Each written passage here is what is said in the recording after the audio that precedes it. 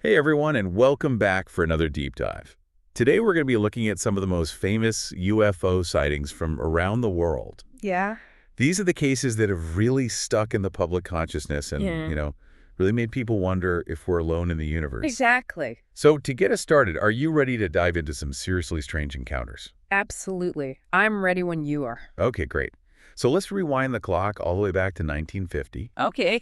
and talk about the McMinnville UFO photographs. Oh, yeah. Those are classics. These pictures were taken by a couple on their farm in Oregon and ended up being published in Life magazine. Wow. Life magazine. That's huge. I know, right? It was a really big deal at the time, and it put these photos in front of millions of people. Yeah, no kidding. I imagine seeing those images back then. It must have been mind-blowing to see a disc-shaped object just hovering in the sky like that in such clear photographs. Oh, yeah. Those photos are still considered some of the most compelling evidence by some, even though there are still debates about them. They really struck the imagination, and they are a great example of how a single event can really capture the world's attention. Totally. So let's jump ahead a few decades now to 1997 and head over to Phoenix, Arizona for the Phoenix Lights. Yes. The Phoenix Lights. This is one of those mass sightings that you just can't ignore. Thousands of people across the city saw these huge triangular formations of lights just hanging in the sky. Yeah, and what's really interesting about the Phoenix Lights is how many different reports there were. Totally. Some people just saw a bunch of stationary lights. Others saw them moving in a V shape. It was silent across the city, and it just fueled so many different theories. Right, from military aircraft to, something a bit more extraterrestrial. Yeah, exactly. Okay, now let's shift gears a little bit to a sighting that happened near a U.S. Air Force base. Ooh, okay, this is where it gets interesting. This one's called the Rendlesham Forest Incident, and it went down in 1980 in England. So picture this. We're in the middle of the forest near a military base, and over several nights, multiple military personnel are seeing these strange lights. Wow.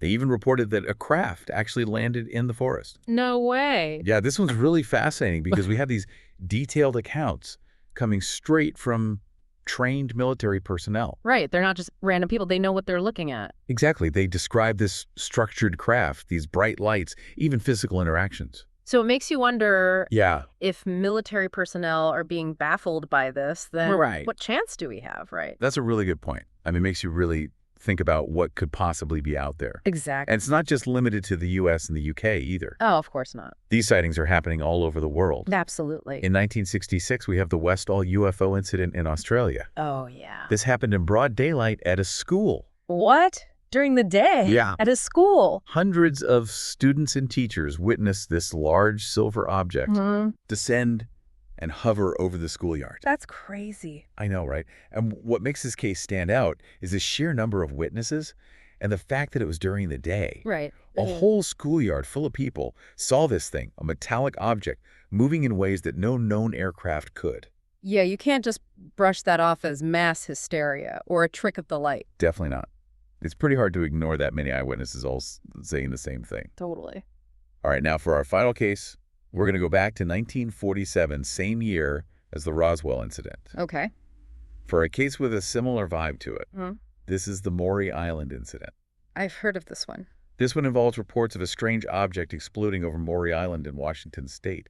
And And get this metallic debris raining down from the sky. sounds intense. It does. Yeah. Like something straight out of a science fiction movie. Yeah.